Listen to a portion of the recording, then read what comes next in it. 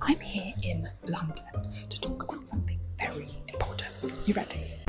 Did you catch that? A lot of us have a strange relationship with our anatomy, and when it comes to talking about our bits, we don't use our normal voice. We opt instead for like a weird little voice. So today, I am going to use my weird little voice for everything, and we'll see how useful it really is. Let's go. Is this the right? Excuse me. Do you have any? What's wrong? Just a private. It's okay. This is the one. Hi.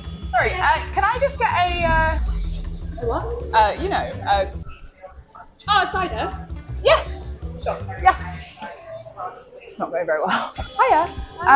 Can I please just get a Sorry, what? Just a Don't worry. Oh my god, I'm so hungry. Hi. Could I just get a? Excuse me? Okay, this isn't gonna work. Excuse me. Do you know the way to London Bridge? Trying to get to London Bridge. I can't hear what you're saying. Don't worry. Right, that's it. I'm done using this weird little voice. If anything, I'd say it makes everything more awkward and uncomfortable. So you know what? I think it's time that we speak up about our bits. Say it loud, say it proud. Something is wrong with my vagina. Hello and welcome to this exciting reveal of the Big Vagina Report. I'm your host, Katie Sanasi, aka the Health Editor, and joining me today is a fantastic lineup of ladies all ready to chat all things vaginas. So here joining me today we have sex and intimacy expert Charlene Douglas, who many of you will know from Married at First Sight on Channel 4. We also have freelance medical and health journalist Helen Massey. Also joining me is podcaster and mum and nurse Charlotte Tiedemann, mum of 3 boys and health influencer Megan Cagney, and last but by no means least, we have consultant gynecologist and obstetrician Dr. Shazia Malik. And she works alongside Balance Activ, the intimate health brand that have commissioned this Big Vagina Report. And they went out to 5,000 women to survey them on their views and things that they know or don't know about their vaginas. So without further ado, we're going to jump right in and start looking at some of the survey results and some of the information that we found. So one of the questions that people were asked were whether they could name parts of the female anatomy, because you assume that we know our ears, we know our eyes, we know our nose, all of these things. Why would we not know the parts down there? So Dr. Shazia, if we can come to you here, it's clear that, not everyone knew what the various parts of their anatomy were called. So why do you think that is in this day and age? Because I think it starts at a very early age. We don't discuss it. We still, even in 2023, don't feel comfortable talking about our bits. It's still down there, or your private parts. And if you're calling something private, you're at the outset making it something that is hard to discuss openly and in a comfortable way. And of course, we pass it down generations. So if your grandma's not comfortable talking about it, your mum's not comfortable, you're not going to be comfortable, isn't it? Exactly, yeah. And then I think as you go through puberty, I was thinking about this the other day, I see lots of girls with their mums, teenagers who come and see me for various different health checks, or a lot of mums bring them for discussions that they don't feel comfortable having. It's quite amazing how many mums bring their daughters to me to have conversations about sex, contraception, discharge. And then if you think about school, I think girls, they go through puberty at such different ages. So their bodies change at different stages. And so if you go through puberty earlier than your friends, you feel very conscious about it. You hide everything away. If you go through puberty later, you feel conscious because you haven't changed like your friends. And I think the whole thing just becomes this big issue. And the purpose of this report, which I think is very timely and amazing, is to stop it being an issue at all. So the Yeah. time has come for us to be so comfortable that it actually isn't a thing. Yeah, and Charlene, if I can come to you, because again, as Dr. Shazi has mentioned, people do use odd names, and I think we've got a slide about that as well that perhaps we can look at. That I was just going to list from the report, the most common name that people were using was private parts, and we have privates, fanny, down there, down below, lady bits, bits downstairs, and I think front bottom was another one that's not on that slide, and there's all sorts of other ones, lady garden, various things. Charlene, why you were posting something about this on Instagram not long ago that I commented on, and why is it? You made such a good point. Like, why do we not call the vulva, the vagina, the vagina? Why do we not do that, do you think? I think there's a number of things. Of course, in terms of the sex education that we get earlier on, oftentimes the word vulva isn't even used. I remember going on a podcast recently, and it was with a couple, and I said to the guy something about vulva, and he was like, Volvo, like as in a car. And Yeah. and then his wife was like, no, vulva, like as in like down there. And we had a bit of a giggle about it, but it really brought up a really important topic that actually a lot of people don't know what the vulva is. And it's not seen as a word that's very sexy either. So I know a lot of the couples that I work with, they will say things like they don't want to use the word vulva. They don't want to use the word vagina, even though the two of those things are describing two different things anyway. So they create a name, or sometimes they don't. They just say things like it. I said to one lady, do you ever sort of, what do you call your vulva or your vagina? She said, I don't really call it anything. I just say, like, do you want to touch it? Or obviously to her partner, not just to someone random, to her partner. But it's things like that. And I think there is like a lot of shame around just calling it what it is. But I think also that feeds into what we've been fed from school, from our parents, from culture as well. There's I think when it comes to in particular female anatomy, it's like this blur. No one really knows. No one talks about it until you do, until we have conversations like this. Yeah. Helen, what do you think? What do you remember learning in school? I was just trying to think about this, and actually I can't ever remember the word vagina, vulva, anything being used in school. I don't think we really had a talk on the actual anatomy. I don't think that was even covered. And then the same at home. I certainly can't remember my parents ever using the words vulva, vagina, clitoris, any parts of the anatomy. And then you sort of pick up the colloquial terms at school, I suppose, depending on where you go to school in the country.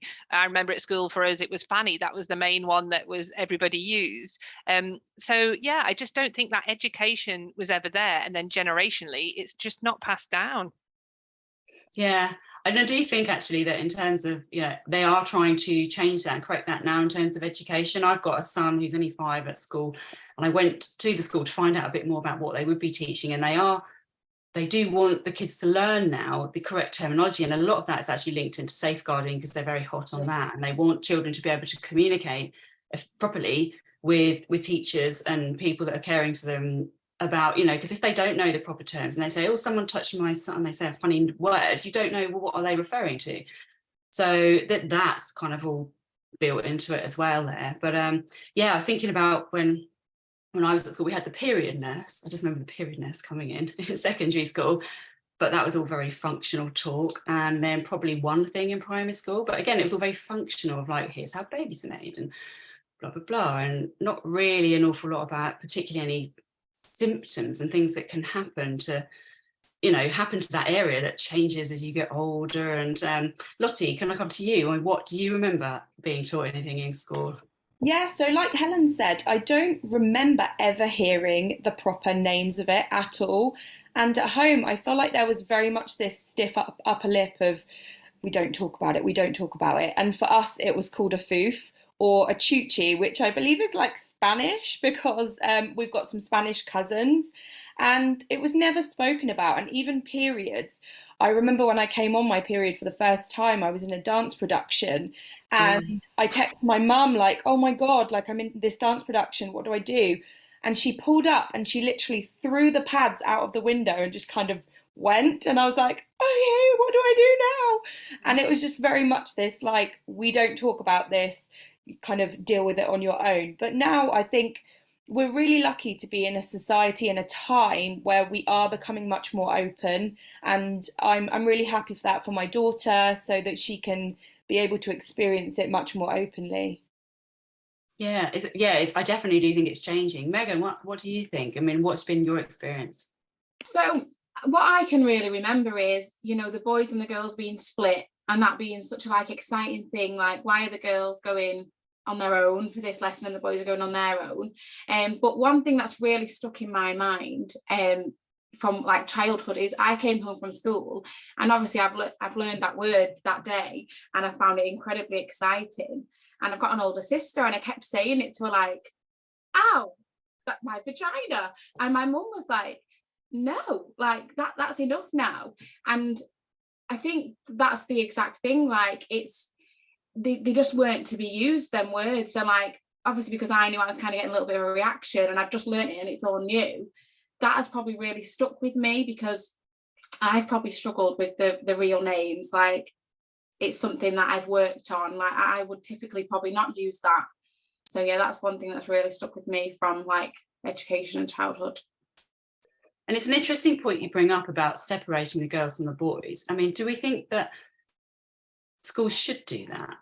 In a way, I feel like it's perhaps could be useful, because maybe it's to, you know, hormones are starting to fly around. Do you not get embarrassed? I think they should learn all of it. But should we be? Charlene, I can see you go. No. You don't think that they should be split into girls and boys to learn? No, I don't. Certain things. No, so I feel really strongly about this. As you was talking about, Okay. no, only because I remember when we were split as children, it was like this whole secret, like, what did you find out? What did you find out? And you know, most people didn't really say anything, because it was like we were all sworn to secrecy. And so we, as girls, didn't learn about what was going on with boys, like wet dreams and erections. We didn't know what that was all about. And so, you know, you then enter into adulthood. We're lucky now we've got the internet. So we can't, well, lucky and not lucky, because it depends what site you go on.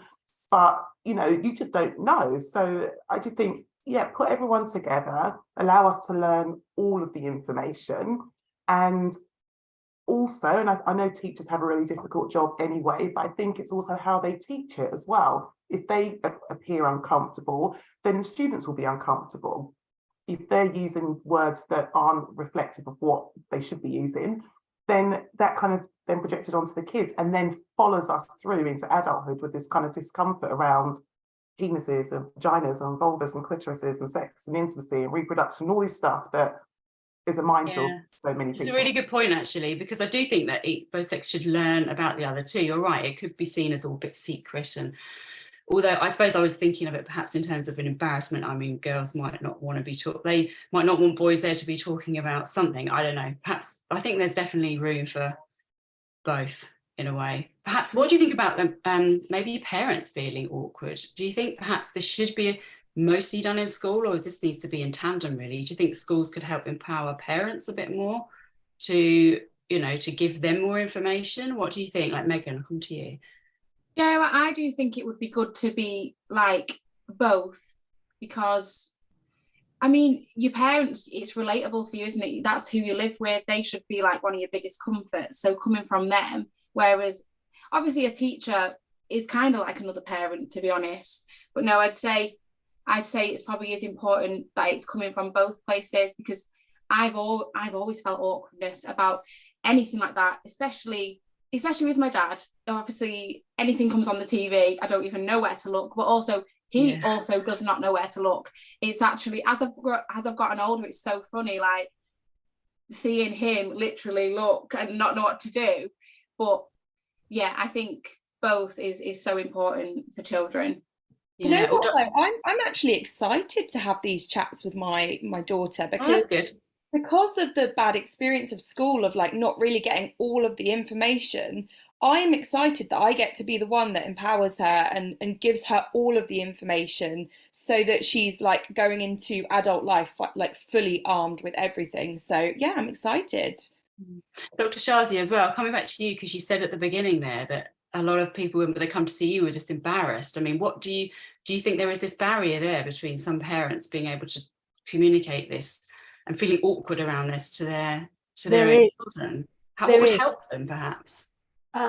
Well, I think just listening to the conversation just now, I think children mature at different rates, so not just physically but mentally and emotionally. So it has to be an ongoing discussion. So we can't make blanket judgments as to, you know, all girls and boys should be taught together or at what stage things happen.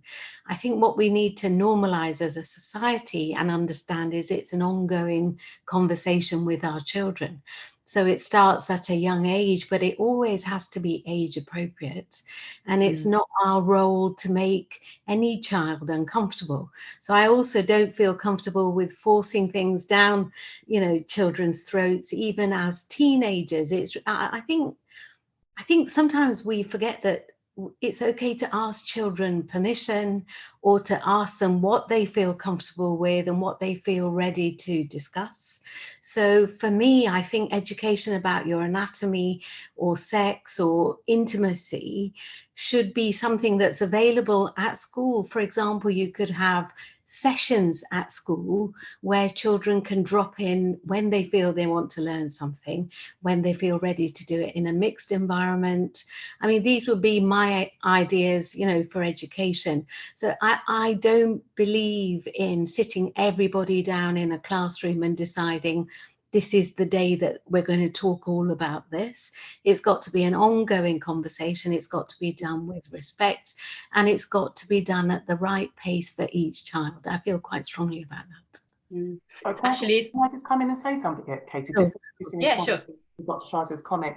I remember working in a secondary school, and I can categorically say that if you did like a drop-in session for it was a girls' school, for young girls to go in and hear about things like this voluntarily, I don't think that they would have dropped in, because I think for them it would have been like, oh my gosh, this is so embarrassing, like, gosh, did anyone see me go in here, sort of thing. But I do hear your point in terms of like this kind of like, okay, now we're going to have this very serious talk about sex. Like that's also quite frightening as well. So yeah, I suppose it's about finding the balance there. But which is why parents are so important. So, you know, if I have two teenage daughters, so if I look back to when they were little, they both asked similar questions, but in a very different way at different times. And, you know, this moment suddenly pops up, doesn't it, in the middle of nowhere. And then you find you've got, you know, you need to have that conversation with each child on their own. So I think as parents, as mothers, we need to give, and this is why I'm saying it starts at a very early age. Our children need to feel safe and comfortable to ask the questions, and we need to feel knowledgeable and confident enough to give them the answers. I'd love to jump in on that, actually. And I'm going to share a personal experience here of what happened to me. So I started my periods when I was 10 years old. And I had parents, like I said, that didn't mention any of the words. And I think I was pretty much just given a pad and a book and said, here you go. But still in primary school, there were no sanitary bins. And so all of a sudden, this situation arose where all the boys were taken out of the classroom and all the girls were told what sanitary bins were. And then the whole school was told that somebody had started their period. Now, as an incredibly shy child, this was mortifying, devastating. I had no idea how to deal with it. And I think, had I been prepared at home, it would have made such a difference. And I think that education has to, like you say, start at home for parents to be prepared to have these conversations, you know, perhaps a little bit before things happen, so that, you know, you can deal with them rather than this, you know, catastrophe that happened to me. Yeah, I think you've all brought up some really good points, because Dr. Shazia, I mean, I agree with you definitely in that. I think it's so nuanced and it's so difficult, because I understand both sides of it. Like educationally, they want to make sure all the children have got this rounded education and understand what all these things are. But then equally, you can look at these children. Some could potentially be almost a whole year older than other peers in their group, especially if some were born prematurely and then they go to school when they're meant to go to school and they don't delay it. So you can have this bigger age gap. You've got people with older siblings, ones that don't have any siblings. There's going to be different levels of knowledge there already. And some children you might feel like, oh, it's too early for them. I don't want them to be learning this yet, but I want them to learn it, but not yet. And then, so if you're kind of lumping everyone in together, then there's obviously potentially creating that problem, like you say, of maybe Maybe we don't should want have people knowing all parents. things yet, but then there's no easy solution around that, is there? Like you said, drop-ins would be fantastic, but I think Charlene said, would people do that?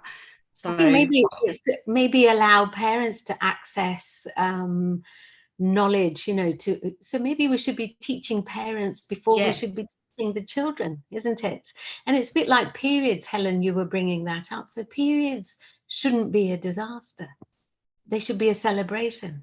So I told my daughters when they started their periods, you know, let's celebrate. I brought some flowers because it means, I was talking as a gynecologist, it means your body is doing what it's meant to do. You've got all the right bits, your hormones have fallen into place, and, you know, congratulations, it's great. yeah, exactly.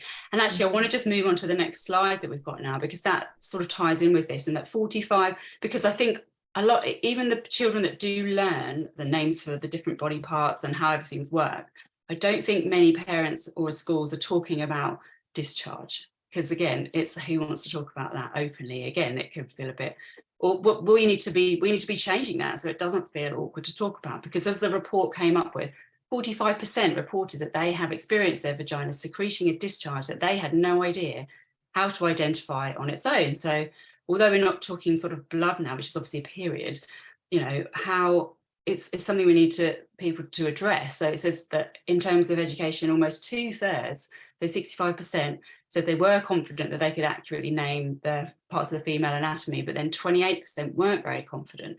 But that 45% as well, not being able to understand, what's this discharge and is it normal? And does it mean I'm ill? Is it a problem? Then I think that's something that perhaps ought to be addressed. What do you guys think? I mean, Lottie, do you remember ever talking about, certainly don't remember talking about discharge at school. Never in a million years would, like at school, at home, nothing about discharge. And I remember feeling like extremely embarrassed at school, especially during PE when you're changing and you're having to get down to your underwear and like checking if it's gone through to the outside and wondering if anyone is going through the same as well, and just not knowing who to ask about it, what it was. And we didn't really have like the internet back then, and if you did, you were always worried that your parents would be able to see what you're Googling. So I just remember going through childhood and my teenage years not really knowing what was going on and just hoping that it was okay and that I wasn't unwell or that it was something that was wrong with me. Yeah, and Helen, I mean, you write about all sorts of different topics in terms of intimate health, covering pretty much everything. Is discharge something that people really talk about and write about? Have you ever written about it? I have written about discharge, and I think what has become apparent, and it's maybe not so much in the UK. I write a lot in the US, but a lot of people are still like trying to cleanse and douche and use, you know, harsh products to clean what is normal discharge. And I think there's that huge lack of understanding of what is normal and what is not. And again, it comes back to having these conversations, particularly at home, to say this is normal, it's healthy, this is what your body should be doing, but you know, look out for this and this, and if that happens, you know, come and speak to me or come and speak to your doctor. And trying to tell girls that they don't have to be harshly cleansing their vaginas, you know, it's self-cleaning. And again, I think this is a conversation that just doesn't happen. Yeah, I mean, I definitely didn't have that conversation. I understood what periods were going to be, but then, well, lots of information, too much information maybe, but we're here to talk about this. I remember having a lot of discharge sometimes, and I now understand you get a particular type of sort of thinner, watery discharge throughout, you know, you get different types of discharge throughout your cycle, don't you? So you're more likely to have more at certain times, but I had no idea about that. So I was thinking, what's this? And wearing a pad, and I didn't know. I had no idea. I mean, Charlene, what do you remember? Kind of, do you have these talks with people now, just to tell them and explain to them what's going on? Yes, absolutely. And I think that a lot of the work that I do now with individuals and couples is around like sex and intimacy. And what I found is that when there's a lot of shame around things like discharge, their vulva, vagina, clitoris, etc., that plays out in their relationship as well. You know, them hiding things, so like hiding knickers, you know, if there are stains on them, you know, over washing, things like that, or, you know, just being really conscious that if their partner is performing oral sex on them or any kind of other sexual play, that, you know, oh my gosh, can they like smell something? And it's like, they want it to smell like roses as opposed to like smell like a vulva. So yeah, it's ongoing conversations, and it's interesting. Even if their partner says no, it's fine, I don't have an issue with it. It's just something inside, like, oh my gosh, I just don't want it to smell funny. You know what? Something that just sprang to mind when you were talking there is I just thought that I'm sure there's a candle called "This Candle Smells Like My Vagina," isn't there? Gwyneth Paltrow candle, which I haven't smelled. I haven't bought that candle, but it just came to mind when you were talking about it. I thought, yeah, I think now we've gone to a whole new level of. Candle's done really well, apparently, as well. Probably. It's made lots of money from it, so. Probably. I mean, if you call a candle that, then yeah, people are just going to be interested, aren't they? But it's such a good point you brought up, though, is that what's a normal smell, what isn't a normal smell? Because again, with education, and this leads me to another, I think we've got a slide on this, although I'm not sure it's the next one, about thrush bacterial vaginosis. Again, it's both with discharge and smell. What's normal, and how do people know? Because perhaps what do people think? Should this be woven into the period talk? And should this be something that, you know, boys and girls get to learn about? Or do you think perhaps this should just be saved for the talk for girls? I don't know. About, you know, thrush and other different things that can happen. I mean, I have to say, in my practice, I see so many women who think they have thrush when they have BV, or who think they have an infection when they just have normal discharge, and who don't know the difference. So it is really important that we talk about it. Of course, it makes sense to talk about it when you talk about periods, because then you have a discussion about the menstrual cycle and how your discharge changes through the menstrual cycle. So I think that's a really good point of beginning. That's why I was so excited to work with Balance Activ, because nobody's had these conversations. And actually, if you think about BV and thrush, you know, 1 in 3 women will get BV at some point, especially sexually active women. That's a lot of women who get BV, but they may think they have thrush when in fact BV is twice as common as thrush, and they have completely different symptoms and signs. So I think it's really important as gynecologists for us to educate women, and I spend a lot of time doing that. Charlene, you were talking about different smells. I mean, I was reading an article the other day that actually men don't want women to smell of shower gel or perfume because it's not erotic. If you think about sex and pheromones, you know, your shower gel is not pheromones, is it? And then I've actually contributed to lots of articles. It always shocks me when journalists approach me. You know, some women think they should be putting glitter in their vagina, they should be putting parsley there, they should be eating more pineapple. And it's like, for goodness sake, why are we putting this pressure on women? So it comes back to normalizing what is normal and allowing women to be normal, and starting from a young age to teach girls, you know, that this is normal, it's fine, it's your body working properly. You know, Lottie, you were talking about discharge. So, you know, we've got a cupboard where there are panty liners and pads and different period products. And we talk about, you know, it's okay to use a panty liner if you're getting more discharge at a particular point. If it's smelly or if it's fishy, then that is a problem. You need to think about BV. Thrush doesn't smell, it looks more cheesy. You're more likely to be itchy with thrush. I think pharmacists can probably help women a lot more. But then if you look at this report that we're discussing today, nobody feels comfortable talking to a pharmacist or anyone else about it. So, and actually, just coming on to a couple of people who posted things in the chat, someone saying that they their GP didn't identify BV, and they went for years and years without knowing what that was before finding Balance Activ, because Balance Activ's actually got a great symptom checker, hasn't it, on the main website, which is completely free and anonymous. I don't think they don't share that information with anyone, and you don't have to put in your name. So that's a really handy tool for people to just go to and to It's try very and work out handy. the difference between thrush or BB, because I And never used to know the it's difference very until accurate. It's very accurate as well, and very helpful. And there's lots of stuff on there that tells you, BV is not because you're dirty. In fact, thrush is not because you're dirty. You don't get infections because you're dirty. You get infections because of a whole host of different factors, which are different for every woman. So I think that facility is really helpful.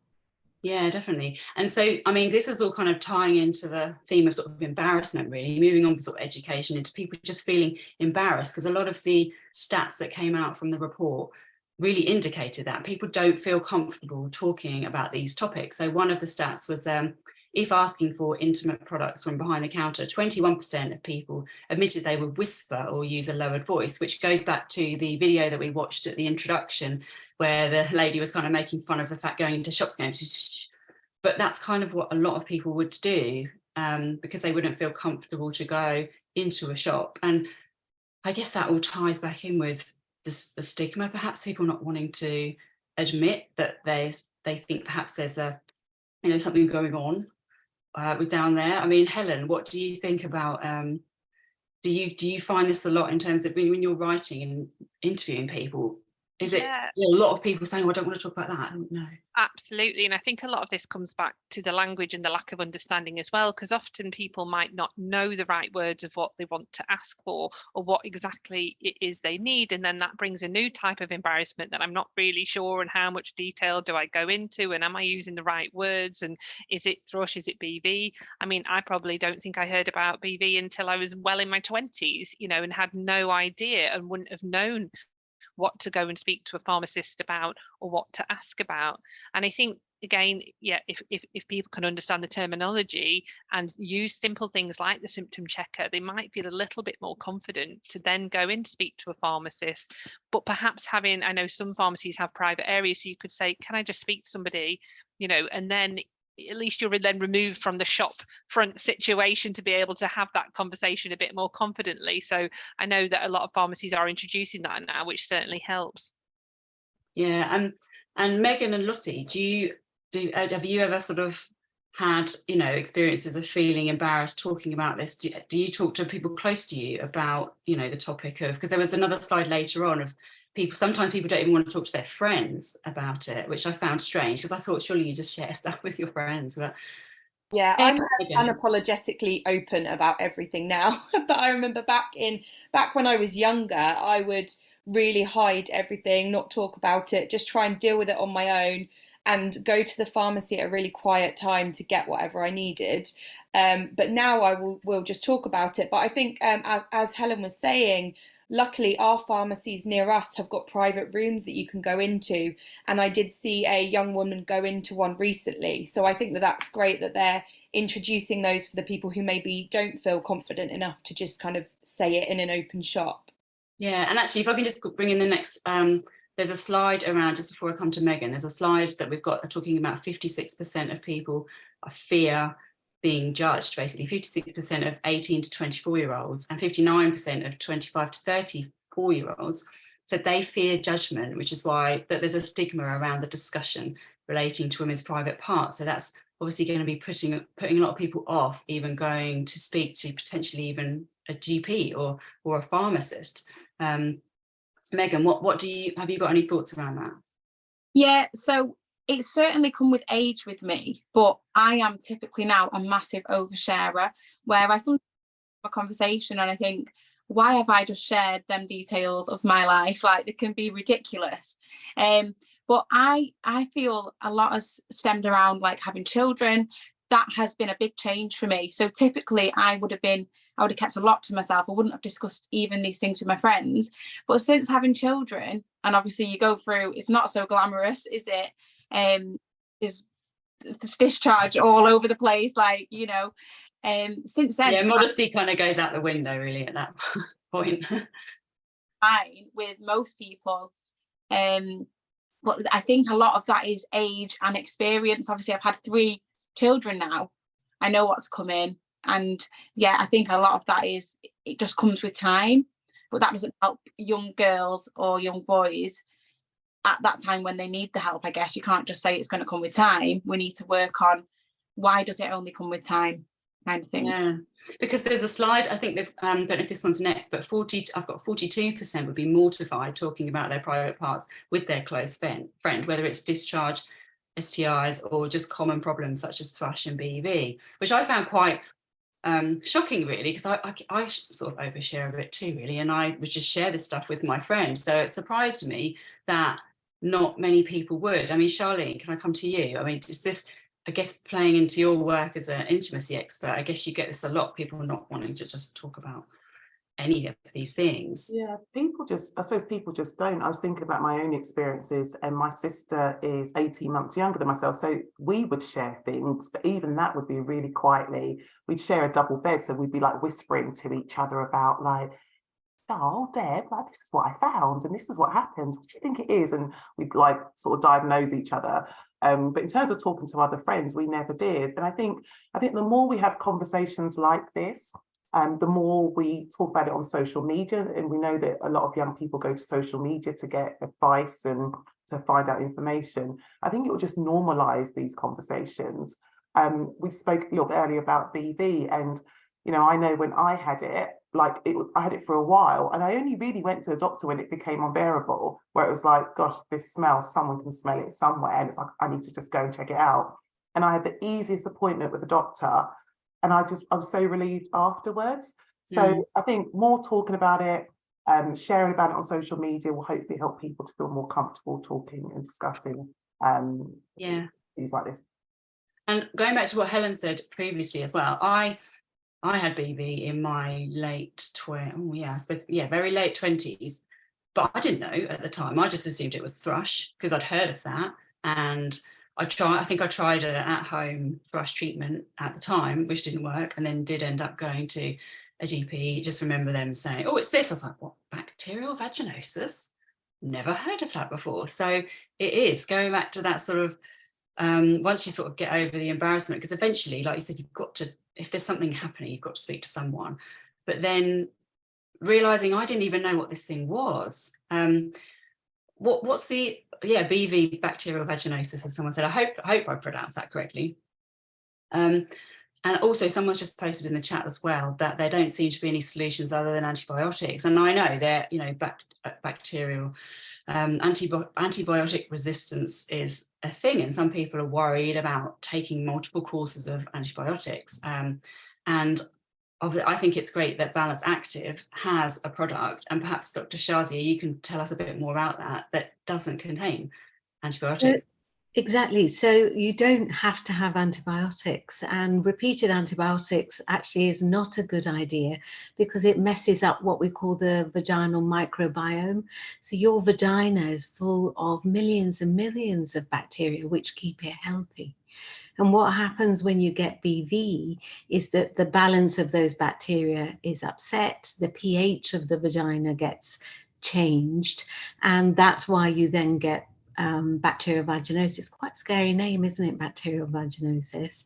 So the whole point of Balance Activ is to balance your pH, and that then allows your vagina to recalibrate and get back to normal. So first of all, antibiotics isn't the only treatment. And then secondly, I think even if you get BV, you have to realize you didn't give it to yourself or catch some awful disease. It's not an STI, so you can't pass it to your partner. But if you're in a same-sex relationship, you can actually pass it to a female partner, especially if you share sex toys. So I always have this discussion with my clients is don't share your sex toys, and also if you've used one, make sure you wash it with warm soapy water and let it air dry. So that's quite important. And then the other big discussion in terms of BV is to try and reduce the chance of you getting it back. And these are things like not using intimate hygiene washes, don't do vaginal douching. The gut actually is an organ that we're realizing is really important, not just for your bowel health, but mental health, hormonal health, and vaginal health. So if you think about it, your anus is actually not far away from your vaginal opening, is it? So I'm forever telling clients and my daughters that I don't know, what is it, an innate thing? Were we born wanting to be protected at night and wear panties every night? Or is it our mummies who make us wear panties every night? But half my life is making girls and women take their panties off and not wear panties at night, wash them at high temperature, not be scrubbing everywhere. Although it is a good idea, I always tell my patients it's a good idea to clean around the anus when you open your bowels, when you do a poo, so that those gut bacteria then don't migrate to your vagina, which is why you shouldn't wear panties at night. It's a warm, moist, cozy environment for all those bacteria to get into places you don't want them to go. So there's all these discussions to be had. If you get recurrent BV, then you are more likely to get STIs, actually. So it's important to use condoms. It's important to know that semen is alkaline, so it changes the pH of your vagina, which is why that can affect vaginal pH. So you might want to use condoms, and actually talk about contraception as well. So there are some women who, if they have a hormonal coil or any coil or certain pills, can be more prone to get BV. So there's a whole long conversation to be had. This is so fascinating. And as you're talking, I'm thinking, well, as a health editor of a health magazine, I do have these conversations with people, but I'm thinking more people need to know about this. I mean, Helen, do you find, how many people think, oh, my vagina has a microbiome? I mean, it's just starting to become common parlance. We talk about gut microbiome. Gut microbiome is a huge thing now, but of course, all parts of our body have their own microbiome. Absolutely. And what could we be doing to sort of help people learn about what's, normal, and what's your microbiome, and how do we look after that for our intimate area? Absolutely. And I don't think, people think about the good bacteria as well as the bad bacteria. You hear bacteria and you hear that's a bad thing. I think you think of things like E. coli and food poisoning, and, those are the bacteria that you think about. And all this research now is coming out, and we're starting to realize how important these microbiomes are. And I think, like Charlene said, it's about bringing this to the forefront of social media. It's putting it in the magazines, it's putting it at the forefront of everything so that people get that education. I wrote an article not so long ago, and I think it was a phenomenal percentage of women douche, as I mentioned, and are really harshly cleaning away those really good bacteria. And I found that fascinating, Dr. Shazia, about you saying about wearing panties at night. I think most women and most girls do pop on a pair of knickers, before they put their pajamas or nighties on, whatever they wear to bed. And it's opening up this conversation, and it's something I think many of us try to do on our social media. I'm the same as the others. I'm an oversharer on social media about these topics, but that's the way to get the message across. And someone's made a good comment in the chat as well about this very thing, in that BV often gets missed out of lessons about STIs and lessons on it, because it's not necessarily, well, it's something that you don't have to have had sex, I don't think, to get BV. Is that correct? It doesn't have to come from that, because as you said, Dr. Shazia, multiple factors can trigger it off. So it's not an STI or STD necessarily, but should it be included as part of talks about things that you can develop there, so women are more aware of it? Well, I think it comes back to knowing what is normal, and then learning about what's not normal, and being able to differentiate BV and thrush. I mean, that's the biggest problem, isn't it? That everyone, for some reason, we all assume we've got thrush. If we get a discharge that feels abnormal, we all label it thrush, when, as I said, BV is twice as common as thrush, and the symptoms and signs with your discharge are completely different. Everyone with children, did you find that you got more susceptible to these things during pregnancy and after pregnancy? Does that trigger BV more commonly? I don't know if anyone wants to talk to openly about their own experiences. I've actually been the opposite. Like, I've had it less since I've had children. Oh, So wow, okay. I've definitely had BV before, but at the time it was diagnosed and treated as thrush. But now that I know what I know that it was BV, and it took ages to go. But now, since I've had kids, I don't know if I'm just more conscious of like looking after my vagina a bit better, that I haven't had it since I've had kids. Oh, that's good, because I think that am I correct, Dr. Shazi, like pregnancy can alter the bacterial makeup too, or the pH? Well, it can do a little bit, but it's very common to get more discharge when you're pregnant, and that's perfectly healthy. And that's just because your hormone levels are so much higher. So we know that if your hormone levels are high, your vagina will secrete more discharge, which is why, for example, if you're on the pill, you may get more discharge as well.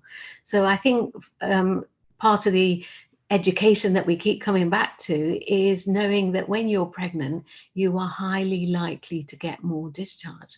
So the only time you need to worry is if it's smelly, if it becomes a funny color, or if it becomes cheesy, you've got itching, those symptoms. So interestingly, BV isn't more common when you're pregnant, but thrush is.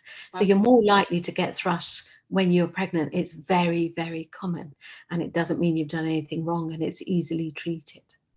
Megan, are you happy to share any experiences of? I'm going to say, I feel after children, it's really, it's been a lot better. You know, I don't know if your body just kind of changes.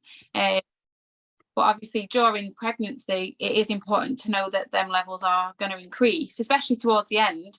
And it's kind of oversharing again. That's just me. I remember thinking, oh, is that a little bit of my waters? And I'm like running back to the car and I'm thinking, oh no, it's not, because I think towards that end stage of your pregnancy, when you're thinking, is the baby going to come any time, you can get muddled. And I know a lot of women end up going in to get checked over towards the end thinking something's going on, the baby's coming back. It's not that at all. So it is good to know that these changes can happen during pregnancy. Yeah, and I mean, our body's changed so much, and there's so much we kind of like learn as we're going along that we're sort of subjected to being pregnant, and then you discover all these things. But I wanted to circle back to something that we were talking about earlier in terms of embarrassment as well, because we did talk about education for both boys and girls equally, and learning about all of these different topics. And Megan, I just wondered whether you wanted to talk a bit about talking about these particular topics with boys, and whether or not how we can sort of break down the barriers of embarrassment. And, you know, will you be having the conversations about how boys change and girls change and things with your boys? I mean, what do we do to sort of tackle any embarrassment that there might be around that? I think typically before like actually thinking into these issues, I would have lent on my partner to do a lot of the things because they're boys. But now, since having these discussions, it's like, why should it be my partner and why shouldn't it be me? Do you know what I mean? So I think I will take control a lot more. And I think we touched upon before, like teaching, should we teach boys and girls about the likes of discharge and things? And I guess even though it's happening to a girl, if we never teach the boys, they may think, what's wrong with this girl? And not really probably going to say, oh, don't worry, this is this, and have a sexual health lesson. So I think it probably is important to teach boys what happens with women, and that, you know, it's not dirty, it's just actually the thing it's meant to do, it's the way it's keeping clean. So I think if anything, people think it's dirty, but it's actually the one thing that is keeping it the most clean. So I think obviously with my boys, when I feel the time is right to discuss them sorts of issues, I will feel a lot more comfortable doing it, more so because it's been harder for me as a child as well. So I don't want them to feel that embarrassment that I felt, definitely. I'd love to just jump in there about that, Yeah, Megan, please. as well, because I think that then moves into, you know, we've been talking about teaching children, but it's those conversations as adults, you know, and there's a lot of women living with, you know, conditions like endometriosis, PCOS, that have real problems with their periods, or might be having real problems with thrush or BV, and don't then feel they can have that conversation in the workplace to say, do you know what, I'm going to need a day off today because I'm having horrific symptoms, I'm in a lot of pain, this isn't manageable. And there's a lot of women just ploughing on because there's that embarrassment in men about, oh, well, that's women's problems, you know, we don't need to know about that, we're not going to discuss that. So I think having those conversations at a younger age just then makes it more open as adults and in the workplace to make this normal, to help everybody's well-being. Does anyone else want to add to that? Well, I think these are very exciting times because we are now discussing periods, menopause, and women's health in the workplace, aren't we? And even the government is taking notice of it. They're talking about endometriosis as well as the menopause. So I think things are changing. I mean, I've read various articles about women getting period leave as well. So the change is happening. I think it will, you know, we're moving in the right direction. I'm optimistic. And actually, that reminds me, there's another slide that talks about, or somewhere in the report it was talking about, do people at work sort of hide the tampon up their sleeve and then kind of surreptitiously take it to the I've done that before. I've definitely done that before because the toilet was right the way down the end of an open plan office. So I was just kind of like, yeah, just hide it up there.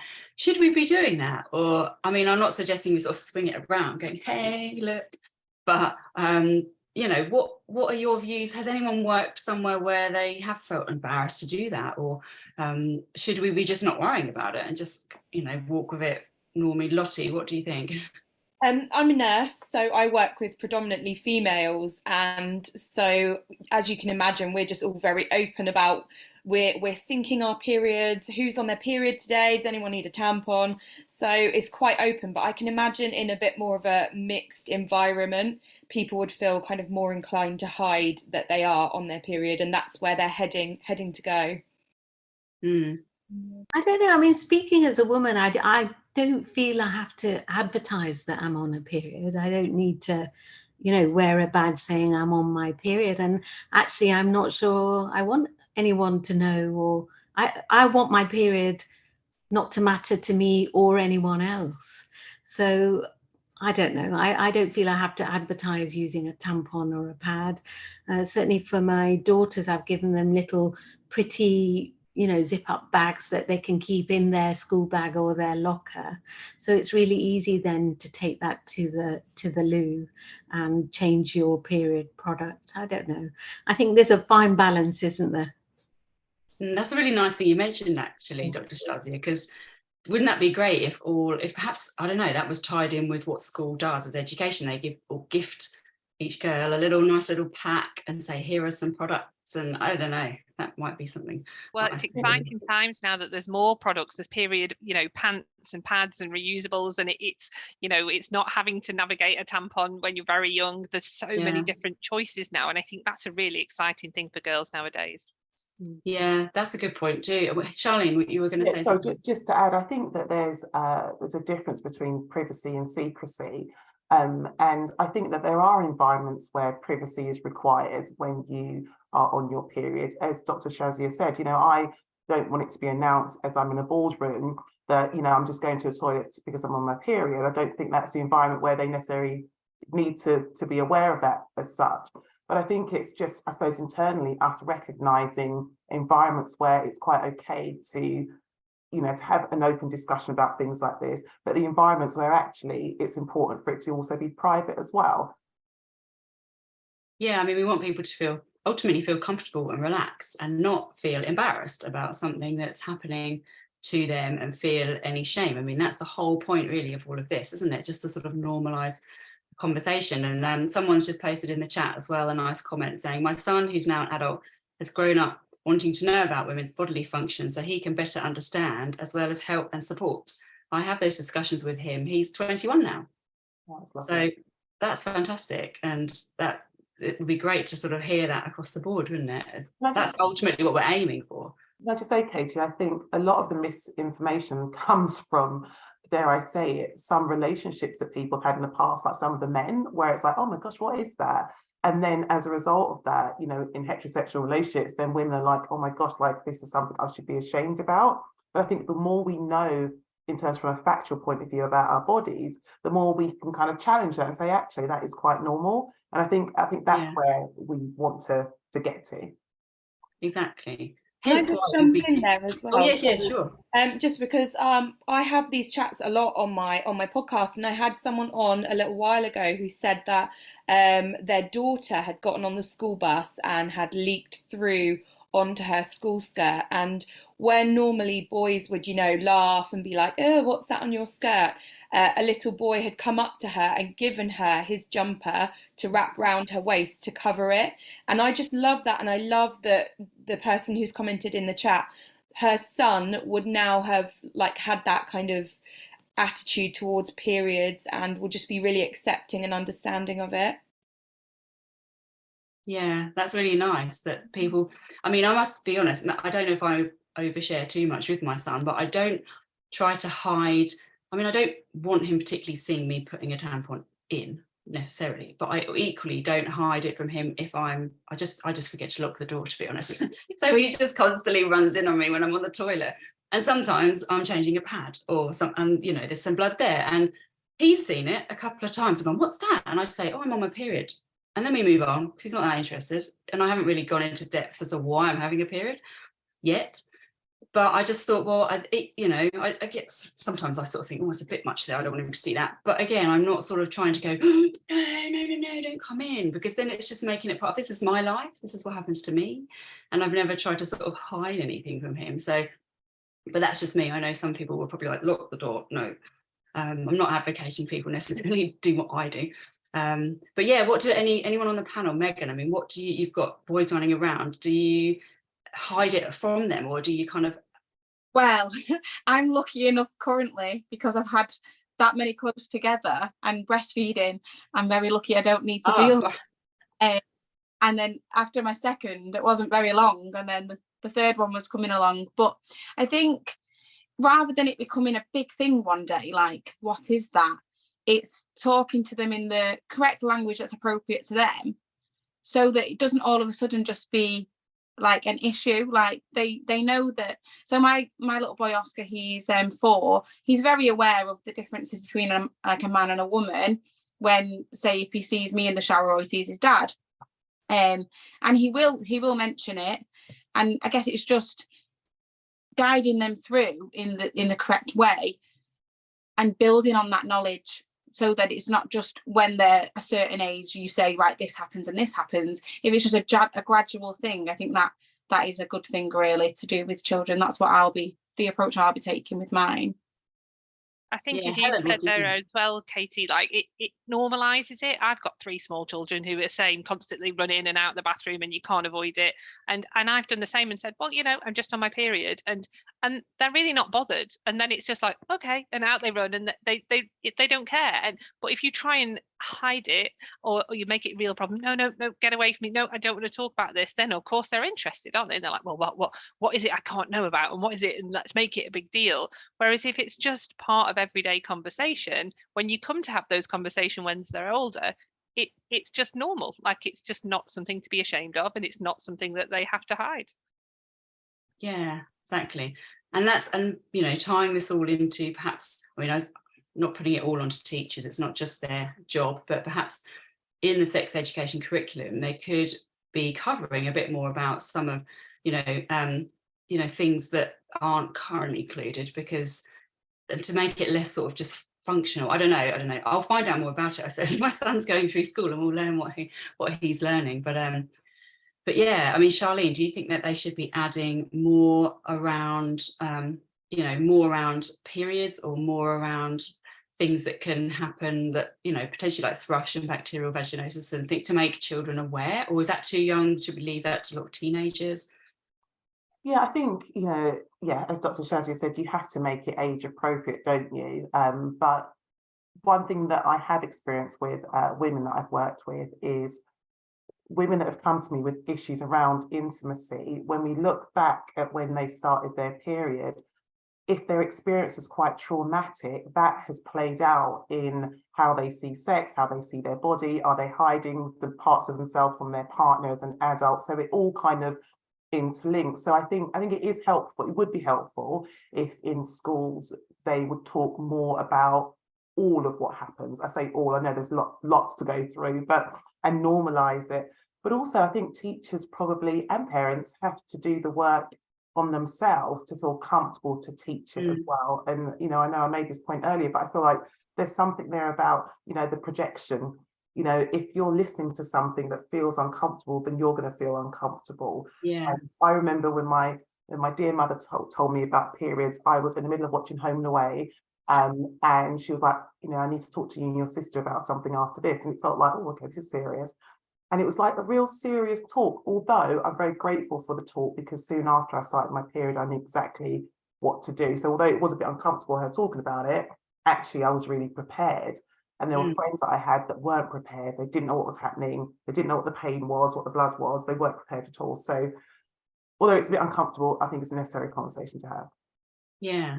And then just thinking, so we've talked a lot about schools and education, but what could brands and stores be doing, and online brands too? Because we saw also from the report, I'm not sure where this is in the slide deck, but the majority of people, their first port of call to find out information is to go to Google. They go on the internet. So more people are going to the internet to find out information than go to their GP or pharmacist.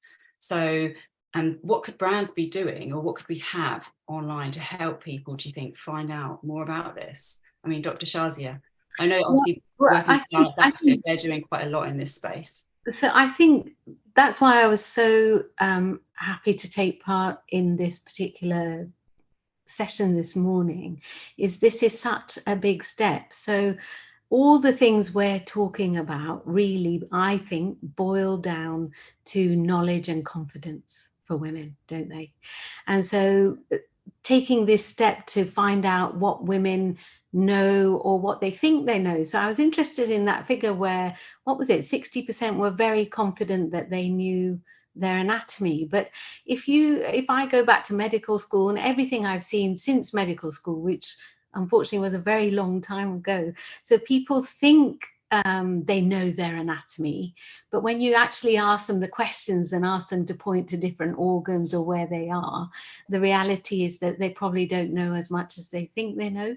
So this is a very big step, is education, teaching women about their anatomy, and also normalizing those conversations from an early age, having confident, I don't want to say mothers, some people, whoever is the carer of a child, if they are confident in themselves and their bodies, and if they are then able to have those conversations, they're then able to have healthy sexual relationships. Charlene, I like a lot of what you said.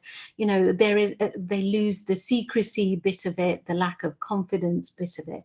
So if you have body confidence and body knowledge and the ability, you have been nurtured so that you are able to voice your concerns, your needs, your worries, then it all ties together, doesn't it? And then we have happier, healthier girls, women, men, and lots of knowledge being thrown about everywhere, which is actually accurate. That's what I think. And I just add as well, I think the media has a big part to play. I think in the comments there, I didn't get to read the last part, but I remember years ago, you would see those adverts, wouldn't you, with like the sanitary towels with like blue. Yeah, someone just posted that on the chat, I was going to say. Yeah, and I think that, I think now I'm seeing red liquid, or at least I hope I am.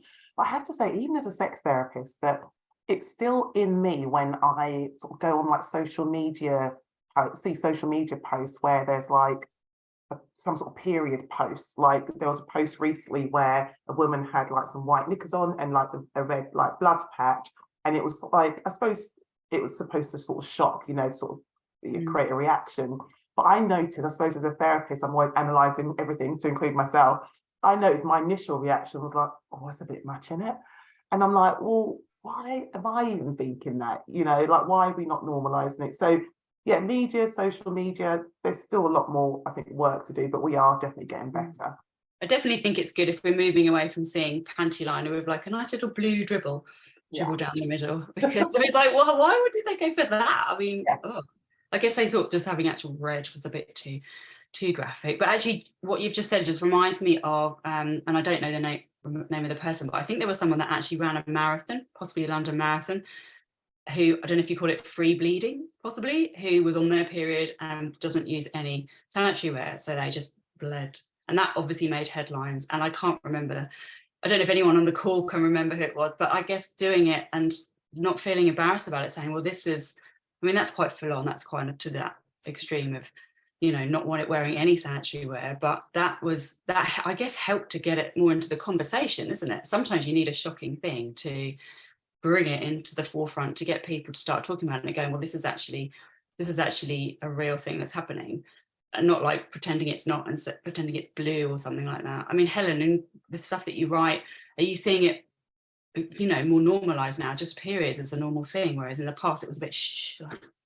Yeah, I think there's a lot of brands which are really standing out there. This brings back to your question about what should brands be doing. And I think, yeah, that they're confident to stand up and talk about it. Like you say, blue liquid's been turned to red liquid. It's becoming more normal. I think back to the days of the period pad adverts where they, you know, let's go jump out of a plane. And now you can have that conversation and say, do you know what, I might not want to feel like that, and that's okay if you do or you don't. It's a very personal thing that's very individual to the person. But I think brands are really stepping to the forefront and being clear about what's normal and what's not. And I think it's signposting to the right places, because obviously there's so much misinformation on social media. It's a great way to get the message out, but it's signposting people to the right places. Exactly, yeah. And someone just want to make a comment. Someone's posted the word sanitary in itself perhaps implies that periods are dirty. Perhaps that's that whole wording, language of saying sanitary, we're like, oh, you're not sanitary then, because perhaps that word needs to change. What do people think? I never use that term anyway. I would say pad or tampon. I just wouldn't say sanitary. I think, Katie, there's just one point that I haven't made, which is actually quite important, is that when we're talking about empowering girls and women, we also need to talk about different cultures and languages. So when brands are working, I think it's really quite important, for example, that you have different languages on websites. There are a lot of people, even in the UK, whose first language is not English. So I think that's really important.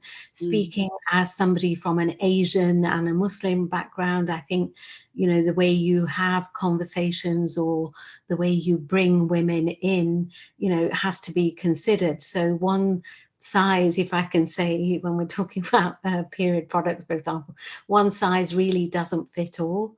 So I think bringing in the conversation with different cultural and religious backgrounds is also really important, especially when we're talking about young girls or teenagers. They may or may not have access to different bits of information, or they may not be able to easily have those conversations. So I'd like brands to work in that context as well. I totally that's a really great agree. point.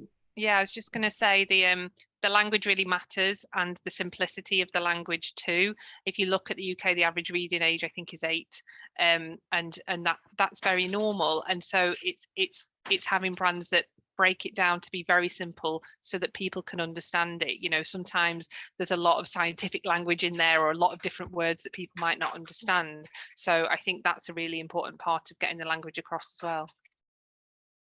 Definitely. And so I want to bring it on to a slide now, because we're moving on to sort of talking about people's experience of actually sort of buying products and seeking help from other people. And the report brought up an interesting statistic that more than 3 in 10 people, so that's 31%, said that they feel uncomfortable seeking help for their private parts when they're experiencing any discomfort, and 8% feel very uncomfortable. So again, putting it out to the floor, we know that most people are going to the internet first and foremost. How could brands better serve people, perhaps, to make them feel less comfortable, make this feel more normal? I mean, it's there. That's the stat. 46% of women would prefer to shop online. I knew it was around half of that. And 40% think that there's lack of privacy when buying from a shop. And that's probably the very reason people are going online first and foremost. And Lottie, like, I can see you nodding your head. I mean, what do you think about, as a nurse, you know, do you do you find that most people have gone to the internet first before they maybe speak to you about something or go to seek advice from a health professional? Definitely. We always laugh at work about Dr. Google, because a lot of the time people have gone off to Google first and kind of diagnosed themselves. But I do think it's important that stuff is available online, because thinking back to before I had children and I was a lot more reserved around this kind of area, I too would have gone online and bought products. And, you know, Balance Activ is all available online, so could have got that offline. Now that I'm much more comfortable to just go into a pharmacy or whatever, it's much easier. But some people won't quite be there yet. So it is good that it's available online, and things like the symptom checker are there so that you can safely diagnose yourself with like between thrush and BV. But, you know, with other things, I think it's a lot more difficult to get the help if you're not feeling comfortable. And what could shops do, perhaps? I mean, Megan, do you have any experience of sort of going to buy something like this from a shop? And what do we get in the shop? Is it sort of like, are there a separate section? And have you felt embarrassed to go in and talk to anyone in a shop?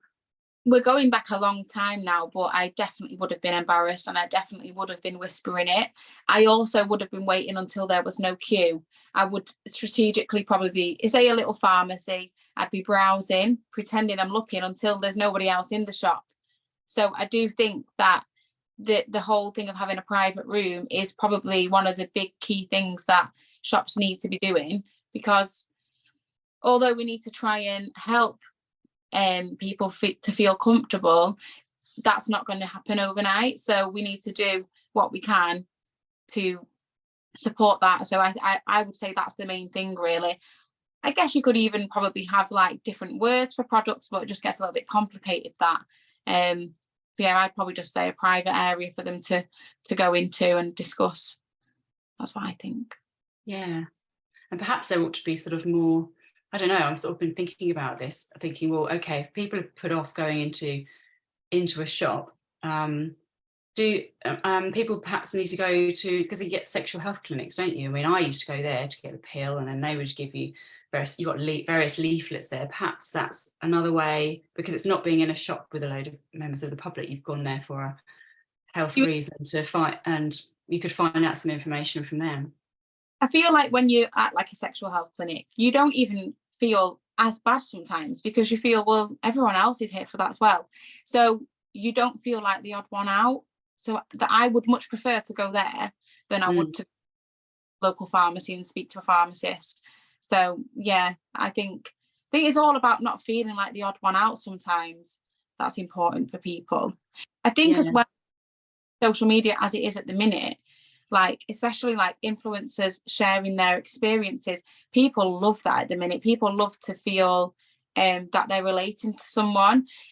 So like, for example, it's something different, but breastfeeding, I feel there's been a real change with that, because you've got a lot of celebrities doing it. So if we at these issues on a day-to-day basis, it would just become normal, and more people would be like, oh, well, she's saying she has that, it's not a big deal if I do, kind of thing. I'm really glad you mentioned that, because someone did post a fair comment in the chat earlier that, you know, we shouldn't be going and getting our advice off social media because it can be full of rubbish, and we should go to health professionals, which is a really valid point. However, what you've said there is it's what people, I think, want from social media, and that what people are sharing, aren't they? They're sharing their experiences and their stories, and then people build up relationships with them and can relate to them. And so I think that's the benefit. That can be a benefit. People can learn things from social media that then might point them to steer them down another pathway to go and speak to an expert. I shared like a 6-second snippet of me in labour, and I've had a lot of positive comments, but I've had some abusive comments which don't bother me, saying that I shouldn't be oversharing these things because I don't need to scare women. But it's like, it's not scaring women, in my opinion, if I was never prepared in my first labour for what was going to happen. And I've shared saying, you know, when I was mooing, because I knew when I started doing that moo sound, the baby was coming very soon. So I think this third pregnancy, as soon as I was doing that moo, I felt so much relief, because I thought, this is it, it's nearly over. So if I could help one person knowing that, I'm happy to overshare. But obviously there's opinion. I've had exactly the Lottie, what do same. you think about that? Yeah, I've had Obviously, exactly the same on my social media. I opened up about after my second birth. I tore. I had a grade 3 tear and I was stitched up wrong. And I opened up about this on my social media, and I did get lots of abuse as well, like Megan, of people being like, "Why are you talking about this? Don't talk about this on social media. Keep it to yourself." But actually, I had hundreds and hundreds of messages from women saying, "Oh, I had this as well. I've just left it because I've been too embarrassed to go to the doctors, but now because of your post, I'm going to go to the doctors." Or, I tore during birth as well, and I was really embarrassed to go and get it looked at after, but it doesn't look normal. So just knowing that I'm helping other people like address their issues and go and get help is all that matters to me. I know it's such a good point, because again, although people that have followings and they might not be a qualified GP or a qualified therapist or whatever, but they are just sharing. That's what people connect with, isn't it? And that is helping people, I think, in so many ways. So for you to do that, it's brave, especially when you're going to get some negative reaction. And Megan, what you said about sharing a clip from your labour, I mean, I think that's great. I actually think if they don't already, children should watch a film as part of sex education. This is birth. Yeah. This is what comes out of this then, or different types of birth. You could show cesarean as well. Yeah. And make that it, and then it normalizes it, rather than it then, because you're right, it can be a fear that builds up. And this can apply to sort of then anything with intimate health. There's this fear of the unknown, isn't it? But if you've seen someone sharing that and you think, oh, okay, then you're a bit more prepared perhaps in some ways, although nothing really prepares you for the first birth. I did all the hypnobirthing and none of that seemed to help me, but anyway, that's another story. But you're right, it really helps. It's good to hear that you're getting that positive feedback. I just wanted to ask Helen as well, because obviously you're a journalist, medical journalist, you're like really delving deeply into all of these topics. So you perhaps, a bit like me, are sort of sometimes on the fence of, oh, is social media a good thing? Because it's like these people posting these things haven't necessarily researched X, Y, and Z, and it's a messy thing. What do you think? Yeah, absolutely. And a lot of what I do is debunk a lot of these things that come out on social media. Just as an example, in the pandemic, there was a thing that went out on TikTok about girls putting ivermectin on tampons and putting them in their vaginas, like just horrific false information. So a lot of what I do is taking that false information, speaking to the doctors about it, and creating an article, an informational piece to say this is the truth. This is the actual clinical reasoning why you should or shouldn't do something. And like Lottin and Megan have said, I get lots of private messages to say, thank you very much for sharing that today. And I read that over my coffee. We try and break things down very simply. And, that it just made me feel not alone to know that, I'm not the only person who's going through this, or I'm not the only person that didn't understand that.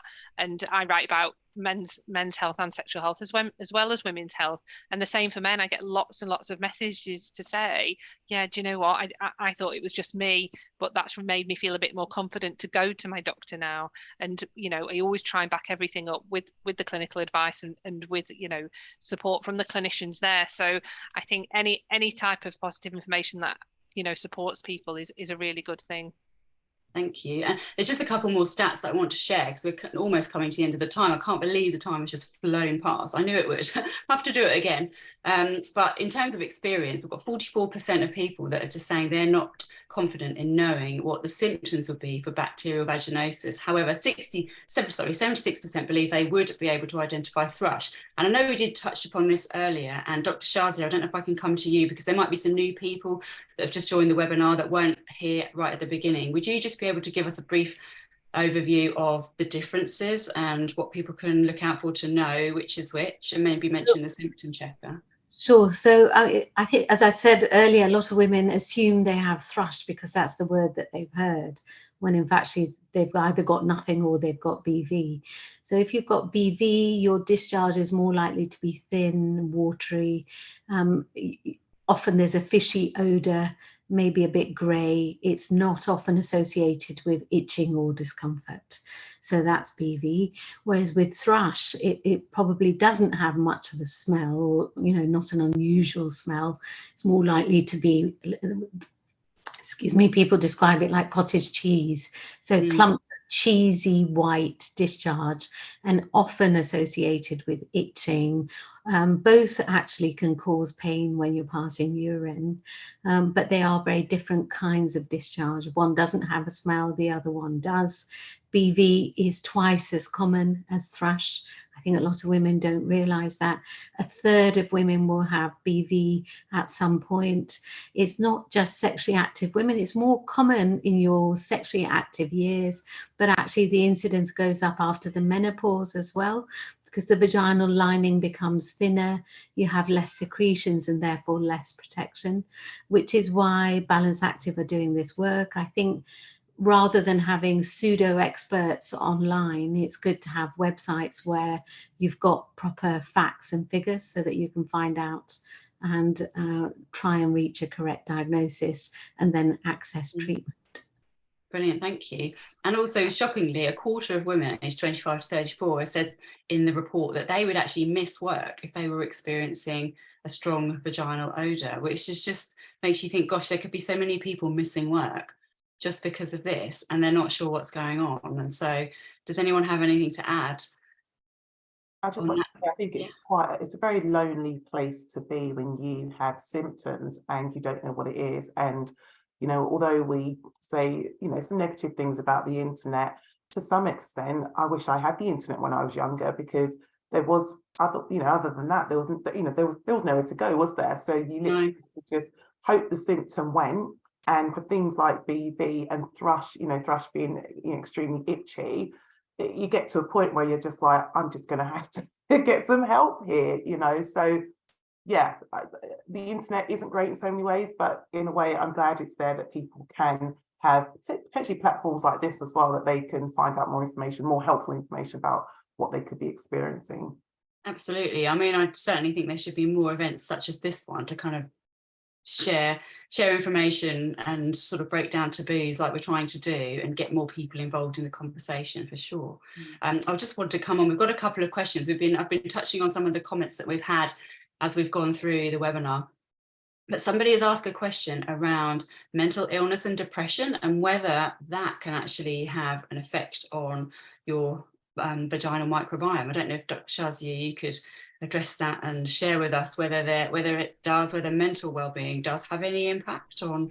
Well, I think about, there's a scene in Sex and the City where, I don't know if it was a bacterial vaginosis thing too, and Charlotte's saying, my vagina's depressed. But that, I don't know, that just came to my mind as that scene from Sex and the City a long time ago. But I don't think mental illness per se will cause a change in your microbiome or your vaginal health, but we know two things.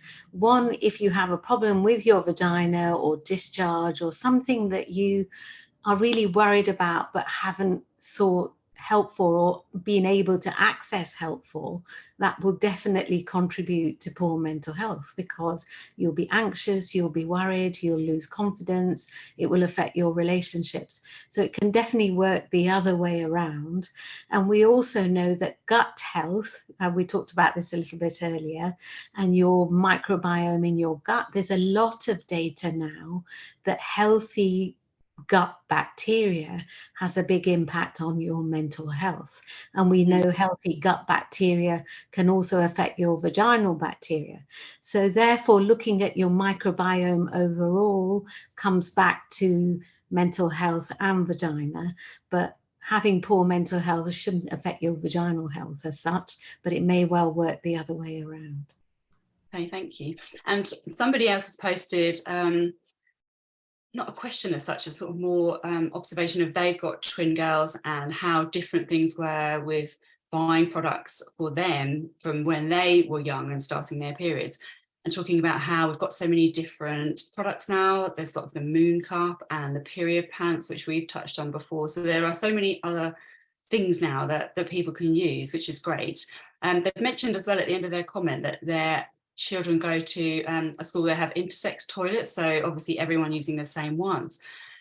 And this could potentially go off on another whole long trail of thought, and we are coming towards the end, so we'll have to keep it short. But she said they have to get a period card to be able to leave their lesson. But again, coming back to sort of an embarrassment thing, is that going to make it more difficult, do you think, for girls having to go into mixed toilets, or potentially having to go and get a card from a teacher to say, I need to go and leave and go to the toilets now? What do people think about that?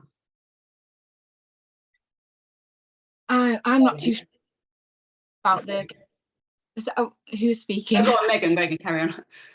I'm not too sure on that. I'm not too convinced about getting the card, because I do think, like I said, we're trying to work towards feeling more comfortable. So do we really need it to be advertised? And like I think someone mentioned earlier, you're not ashamed of being on your period, but it doesn't necessarily mean that you want to advertise it to the whole class.